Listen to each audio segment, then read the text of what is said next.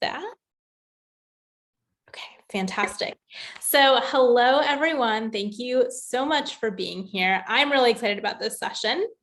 My name is Ishani Surya. I am the operations coordinator at Stoop. You may have seen me before. You may have interacted with me over email. But I'm here to welcome you to our Wednesday on the Stoop. We have Wednesdays on the Stoop every Wednesday from 4 to 5 p.m. And this is a chance for you to get together with your community, take some time to write, maybe try out something that you haven't tried out before. We just really want you to be able to save that hour of your week to do something creative, because we know that that can be hard sometimes with like everything that life is bringing at us. So that's what you're here for today. And I hope that you'll also be able to sign up for future sessions. I will drop that link in the chat in case that you have not signed up for future sessions. But what's at hand here is I am going to introduce our fantastic presenter. So let me grab your bio. Here we go.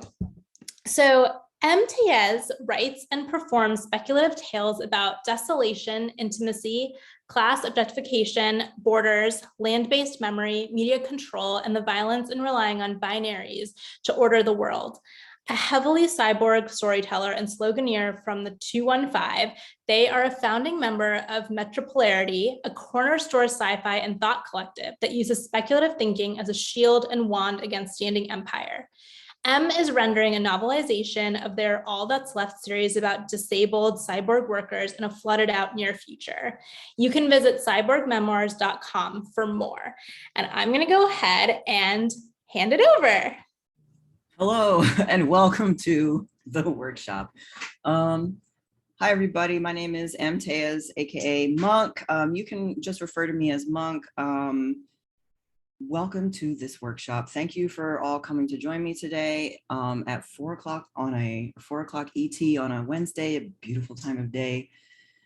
So yeah, please refer to the chat. There's 3 links, but 2 go to the same place. The first link is a worksheet that we're going to do today or anytime, honestly. And the second link, there we go, is a link to a PDF download, which it may seem like it requires you to sign up to access it, but you can X out of that pop-up box that appears.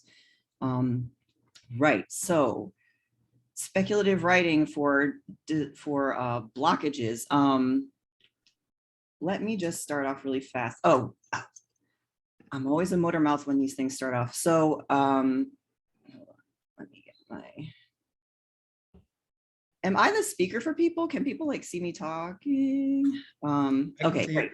Oh, hey, familiar faces. Okay, shout out where you're from if you want to in the chat. Please jump in the chat if you like. Right, so this is a whole workshop about getting through your blockages.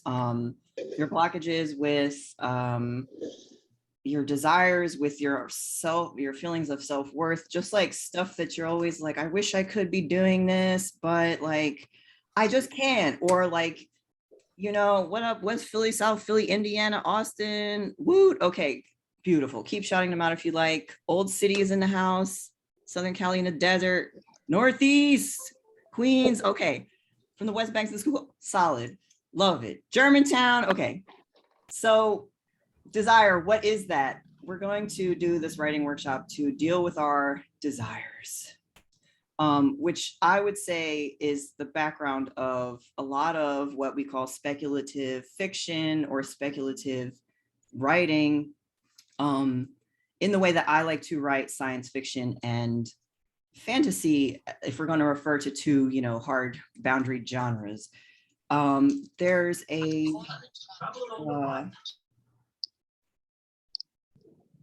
hold on, I was going to say one thing, but then I stopped. Right, so let me talk for a minute, then we're going to write for about 25 minutes, and then we're going to share what we wrote for about 20 minutes. This worksheet that we're going to go over, it's kind of, we're going to kind of test run it today, because I think it's better if you do it again, if you do it 2 times or 3 times, because the first time you do it, all these blockages are going to come up with what you write about with your desires, or you'll realize them, or things will come up, or just stuff tends to happen when you're faced with these questions. So that's the structure. Does anyone, and also please, I talk a mile a minute. I'm very excitable when I start these things. So please feel free to interrupt me with any questions. If you're like, what are they talking about? I don't even know what we're doing. So anybody have any questions so far?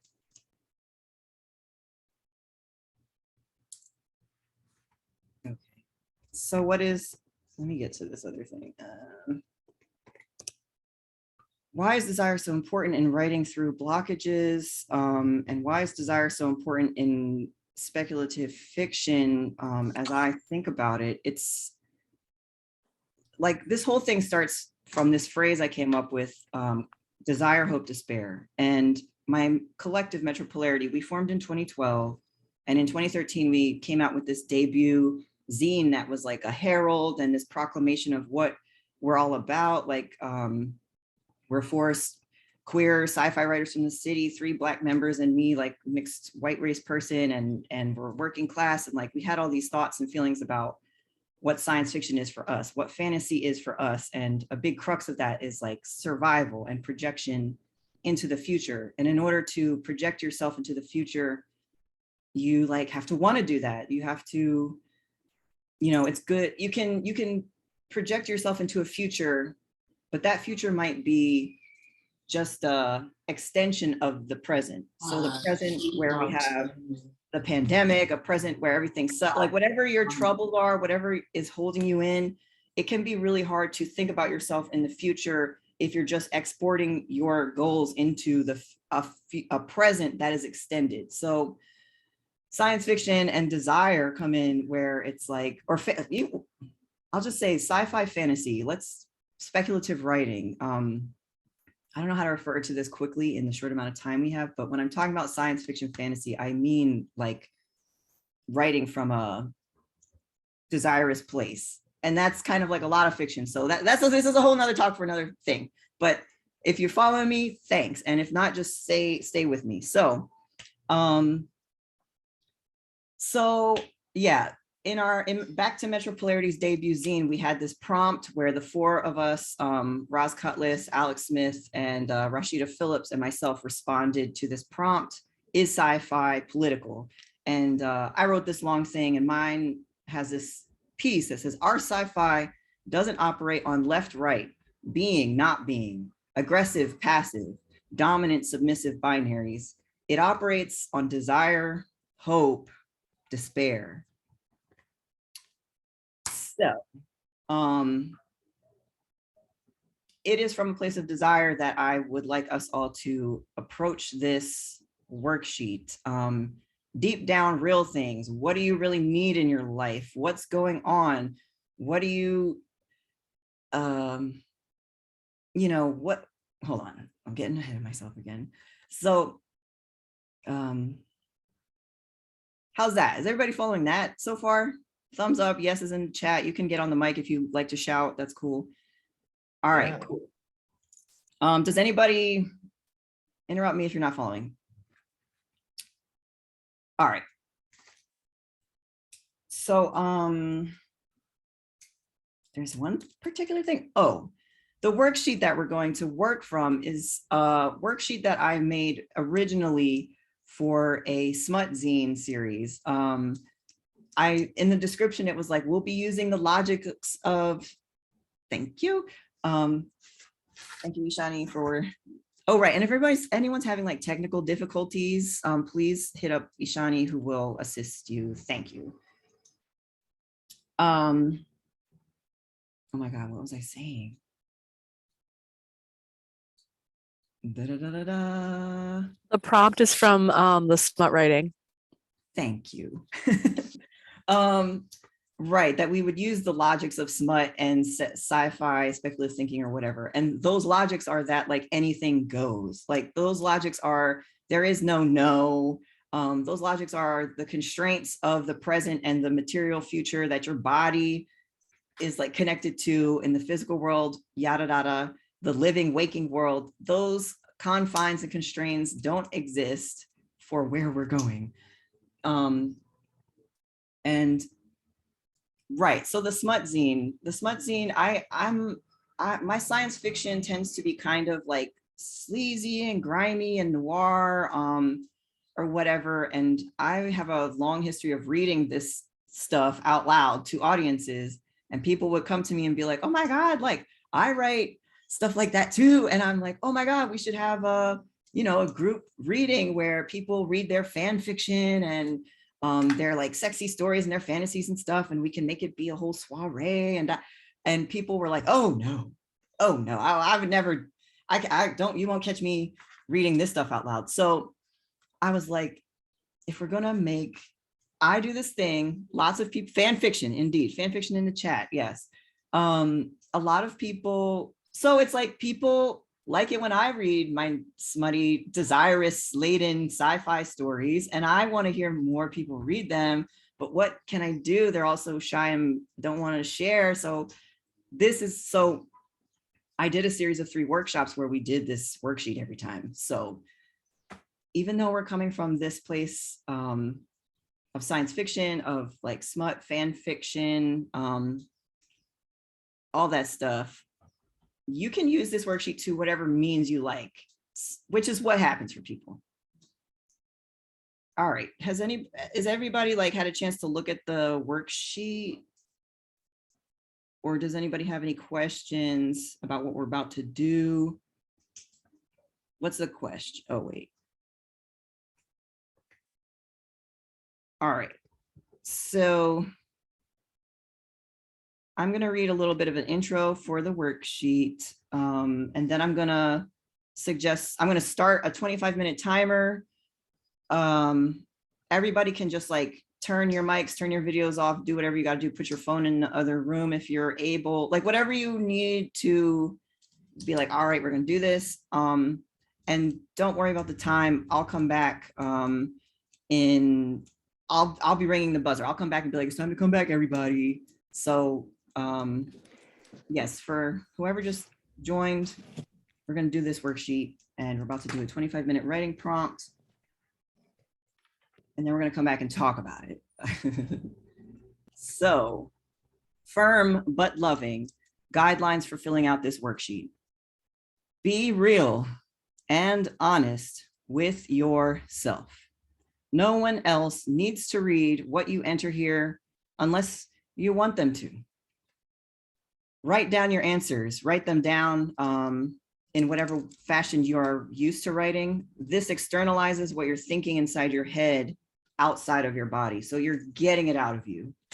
Write down what first comes to mind or what your gut instincts tell you. Like if something nonsensical, some bad, whatever pops up, this is not the time to analyze or judge or police yourself. And if the thoughts and judgments of other people begin to jump in and cloud you, or if it's something, block them out. Tell them to leave and say they're not allowed here right now. It's all you.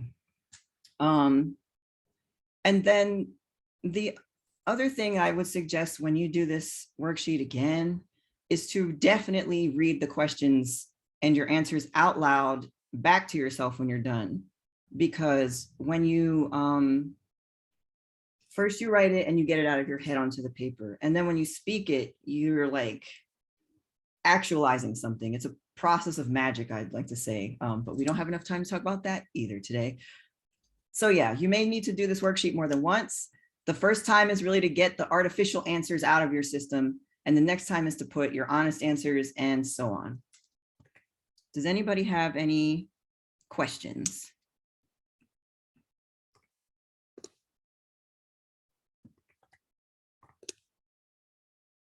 Sweet. Okay. Get your worksheets ready, and let me get the timer ready. Should have had it ready earlier, but it's a rushing day. Okay, 25 minutes starts now. Again, have fun, be good to yourself. Don't get too stuck anywhere. Just keep it moving. Do what makes sense to you. And I'll see you in 25 minutes with the bell. All right.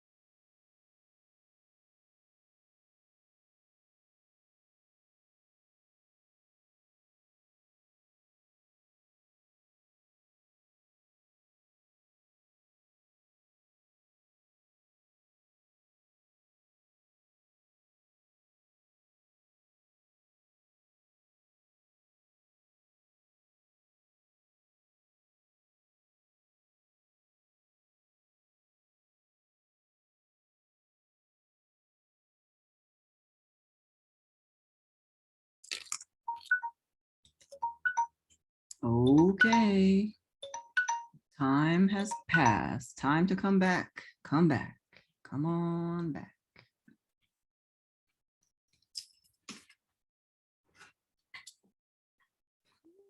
Ooh.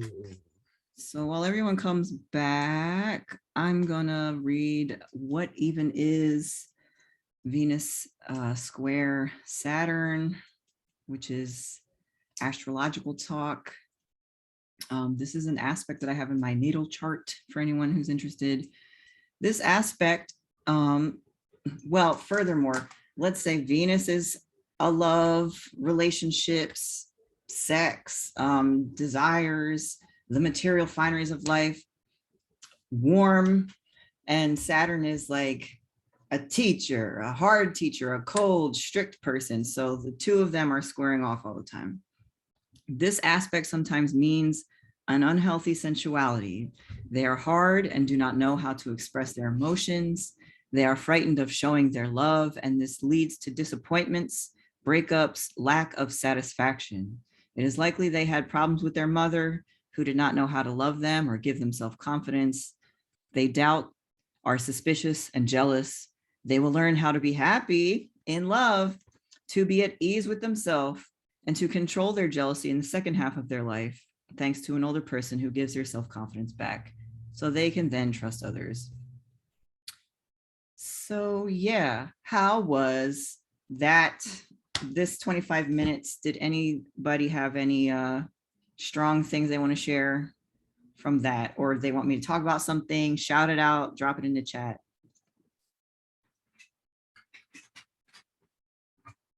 Or did anybody get totally stuck on just one thing, or So this is Shaadi speaking. Hey. Okay, so I thought the Venus square thing was really interesting, because when I heard Venus square Saturn, I thought about like limitations that you come up against and trying to explore your desires. And so for me, as someone who's transgender and Black, like that was particularly relevant, especially like around the exploration of taboo. And I chose a Mexican novela called Oscuro Deseo for my thing that turned me on. And that I found like also disturbing and all of these different things. And it was because it heavily deals with the taboo and where people press on these highly charged places for an attempt at justice or release. And I think what disturbed me the most about it was that when people who have the most societal control in these explorations and the most freedom to explore them, like who can explore them with the least amount of consequences to their humanity, and then who bears the brunt of that exploration, like the consequences. So, you know, like the rest of us sort of have to pick up the pieces when society gets wind of it and comes to collect. And like my body being this highly charged space of taboo, as a Black trans woman, like that even comes with a death sentence or like a death penalty in many cases. And like the blowback of that and the exploration of desire and of like Venus versus like Saturn, this space of restriction. So I'll give someone else. I don't know, maybe someone else wants to come in. Yeah. Wow.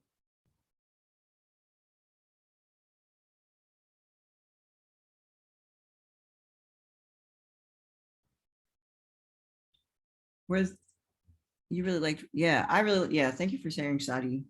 I don't want to get caught up commentating just yet. Did anybody did anyone have any surprises for themselves come up with this? Or do you think you'll do? Yeah, I'll leave it at that.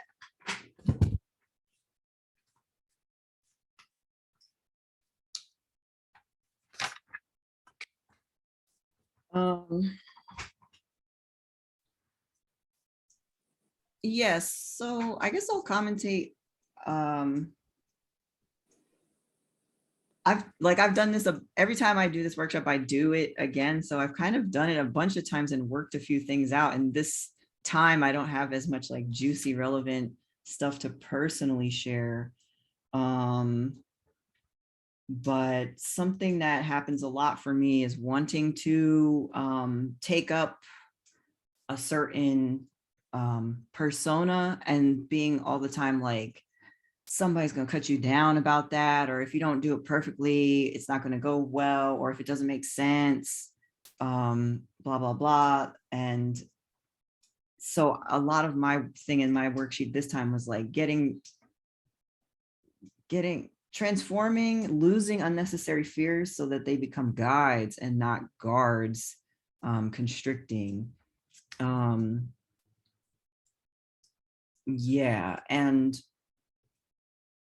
the whole reason that this is related to like speculative writing is because I think when you start with like the most scary shit about your desire, like to me, having really powerful desires, I've struggled my whole life trying to feel okay enacting them and trying to feel okay being who I am and so on and so forth. And I'm at the point I'm at now because I've spent all these years like writing sci-fi stories about like badass hotties that have skills and woes, and you know, they get into stuff that I personally am not able in this reality and so on. And like I've done a lot of fan fiction writing too, a lot of like I don't want to go into a whole tangent about science fiction, or like what's fiction and nonfiction and all this stuff. But if we do, just let me know in the chat. If anybody else is feeling stoked to share or talk, just jump in at any time. I have a question too about what you just said. I think a big thing that came up for me was, can your desire always be trusted? And even if you can't always trust it, should you honor it? Where it is not, like in terms of like where is not sharing your desire with an audience maybe appropriate? And also just like, again, even if you can't trust it always, should you honor like the exploration? Like, is it the beginning of a journey versus like all of those other things? Because I think my like biggest surprise and answer to your question was that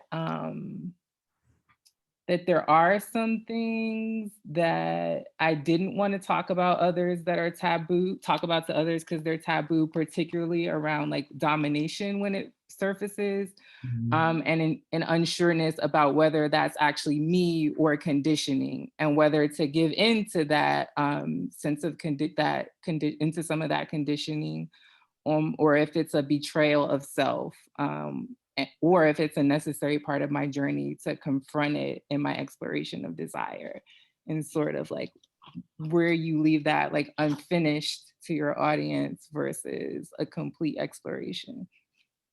Ooh, what do you mean unfinished to what? Like what audience exactly? And then I want to comment on what else you said. I mean, because it's easy for someone, I think, to watch what you're saying, to read or to watch the things that you're saying. And if the exploration isn't complete, then you sort of leave them, like you just sort of like reify or just strengthen some of the structures that are in place. Like, let's say like whiteness or like being cisgender or being heterosexual versus like a complete exploration where you're like truly honest with yourself. And so like maybe let's say you're writing about two people from the same ethnicity being together in the same culture versus people from two different cultures, and like how you're talking about that exploration and where you leave that exploration unfinished can be, I guess, sort of like damaging in a sense to marginalized people sometimes. I feel like if you're just like a lot of guys in Hollywood who are like white writers, they'll write a story and they'll constantly cast like this their favorite thing, like a red-haired, really pale white woman, or like a blonde-haired, really pale white woman with blue eyes, and they're constantly exploring this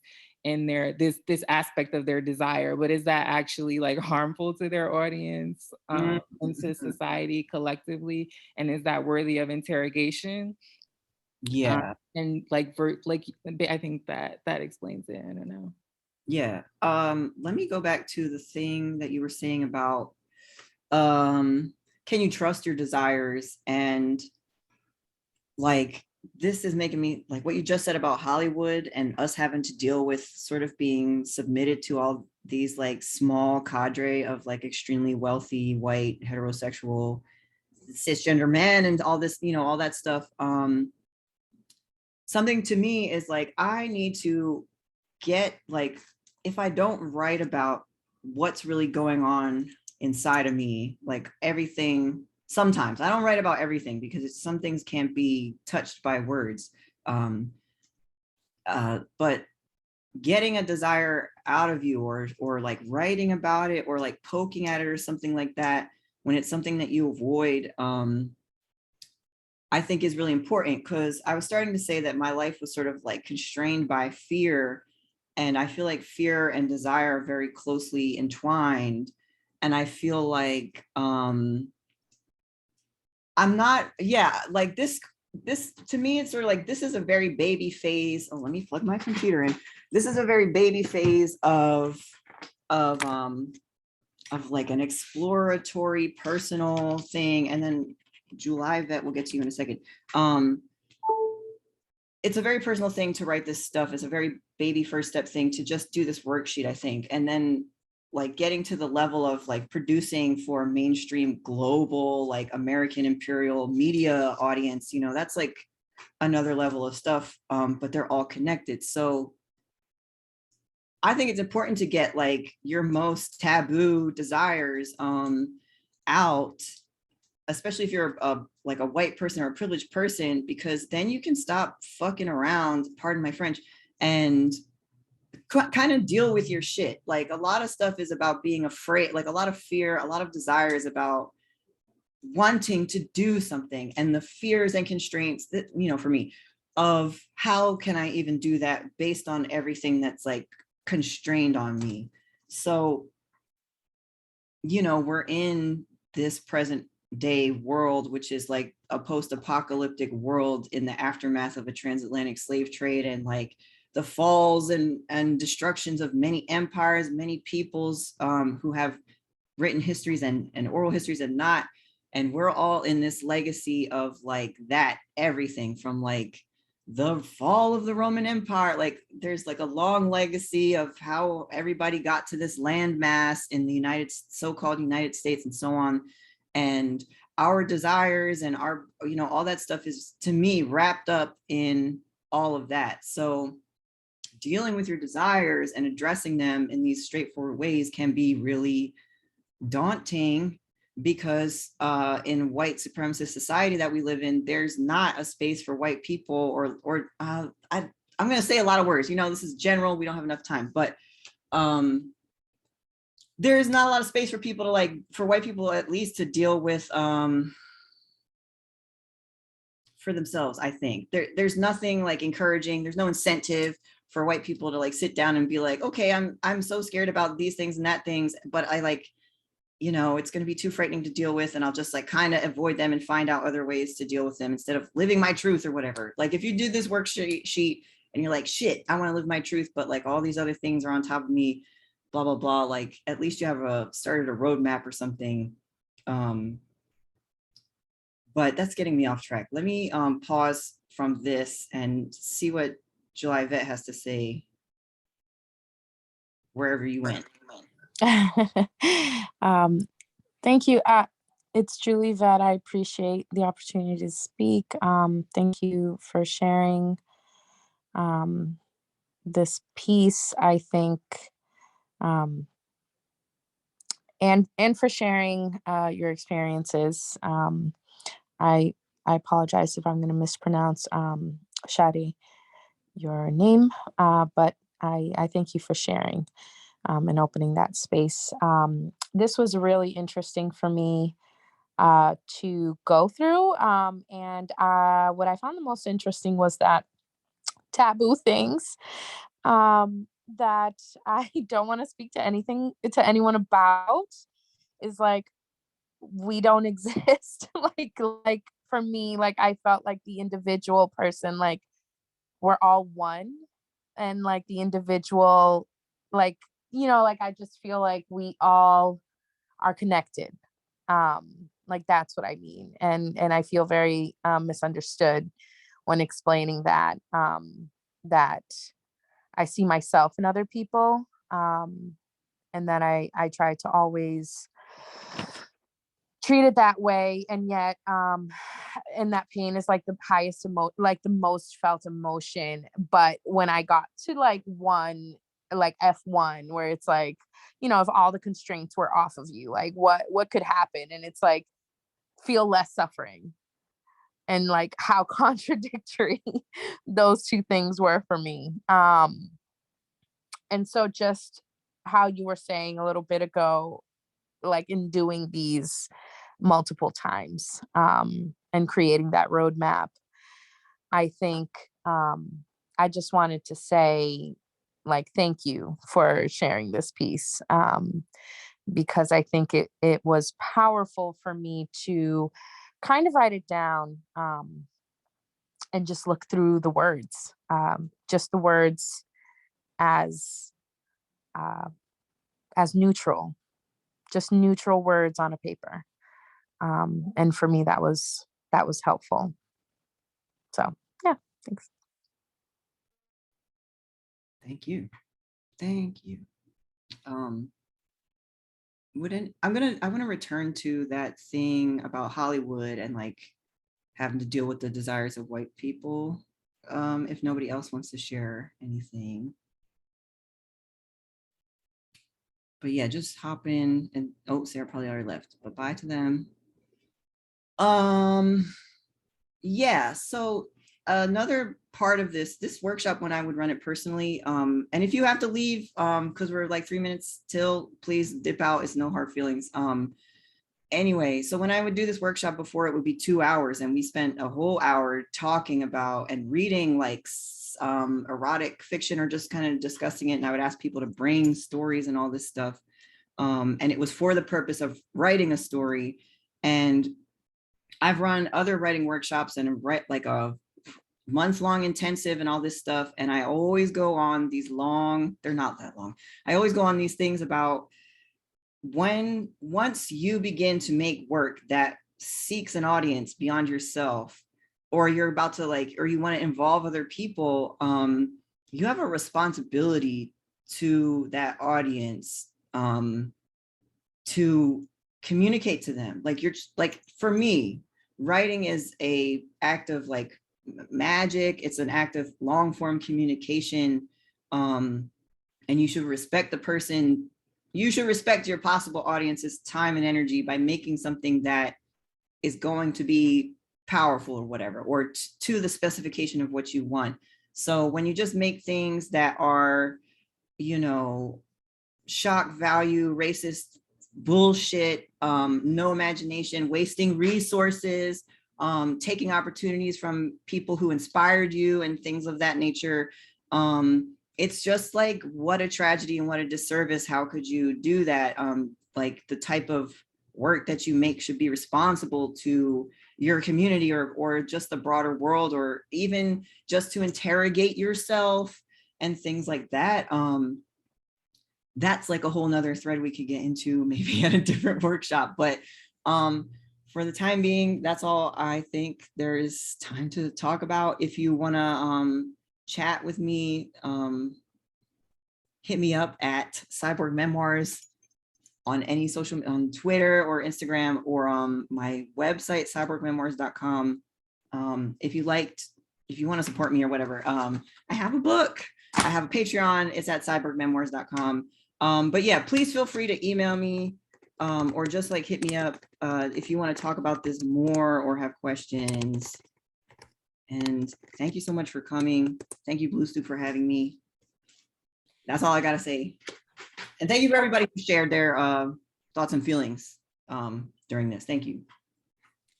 I just want to thank you on behalf of Blue Stoop for this fantastic hour that we've spent together. And thank you all so much for being here. We hope we see you at future events. And we hope that you have a great rest of your night. Peace.